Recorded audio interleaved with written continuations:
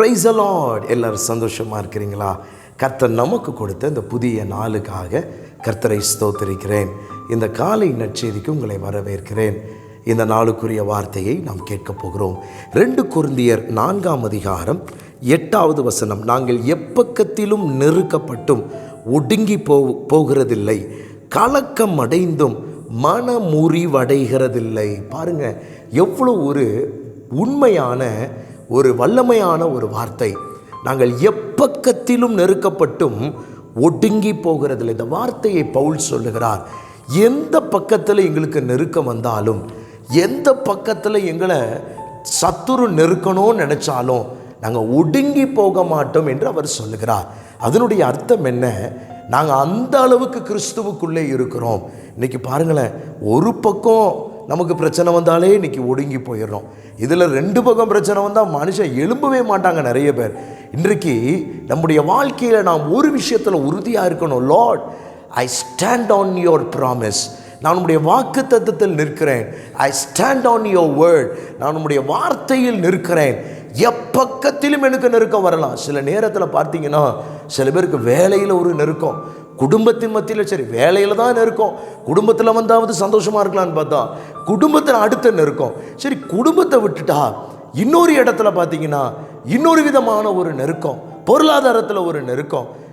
சில பேருக்கு பார்த்தா இது எல்லாத்தையும் சேர்த்து பலவீன நெருக்கம். பல நெருக்கங்களாய் இன்றைக்கு குடும்பங்கள் தவித்து கொண்டு இருக்கிறது. இன்றைக்கி நான் விசுவாசத்தோடு சொல்கிறேன், உங்களுக்குள் கிறிஸ்து தலைவராக இருக்கும் பொழுது, நீங்கள் அவர் மேல் நம்பிக்கை வைக்கும் பொழுது நீங்கள் சொல்லுவீங்க, நாங்கள் எப்பக்கத்தில் நெருக்கப்பட்டும் ஒடுங்கி போக மாட்டோம், கலக்கம் அடைஞ்சோம், மனமுறிவு அடைய மாட்டோம். அதனுடைய அர்த்தம் என்ன தெரியுமா? கலக்கம் அடைந்தோம், நாங்கள் மனமுறிவடை. அதில் எனக்கு கலக்கம் வரும், ஆனால் எங்கள் மனசு முறியாது. நிறைய பேருடைய வாழ்க்கையில் கலக்கம் வரும்பொழுது மனசு முறிஞ்சு போயிடுது. மனசு சோர்வாய் டிப்ரெஷனுக்குள்ளே போயிருந்தாங்க, ஆங்ஸைட்டிக்குள்ளே போயிருந்தாங்க. அப்படி அல்ல, மனமுறிவடையும். ஏன்னா கலக்கம் வரும். ஊழிய பாதையில் வரும் பொழுது, கர்த்தருக்காக நிற்கும் பொழுது கலக்கம் வரலாம், வரும், சத்துரு கொண்டு வருகிறான். ஆனாலும் எங்கள் மனது முறிவடையாது. இன்றைக்கி உங்கள் வாழ்க்கையில் சொல்கிறேன், உங்கள் மனது முறிவடையாது, உங்கள் வாழ்க்கை ஒடுங்கி போகாது. உங்களை கீழே தள்ளணும்னு நினைச்சவர்கள் முன்பதாய் கர்த்தர் நிறுத்துவார்.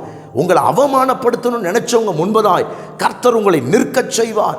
இவெல்லாம் இந்த உலகத்தில் இருப்பான் நான் கேட்கிறவர்களுக்கு முன்பதாய் என் கர்த்தர் உயிரோடு வைத்து உங்களை சாட்சியாய் நிறுத்த என் கர்த்தர் உண்மையுள்ளவர். யோசேப்பு மரித்து போகணும் என்று சொல்லி நினைத்தவர்களுக்கு முன்பதாக கர்த்தர் அவனை உயர்த்தவில்லையா? ஏன்னா அவன் மனமுறிவடையலை, அவன் சோர்ந்து போகலை. இன்றைக்கி எப்போக்க நெருக்கம் வரட்டுமே, நீங்கள் வளருவீர்கள்.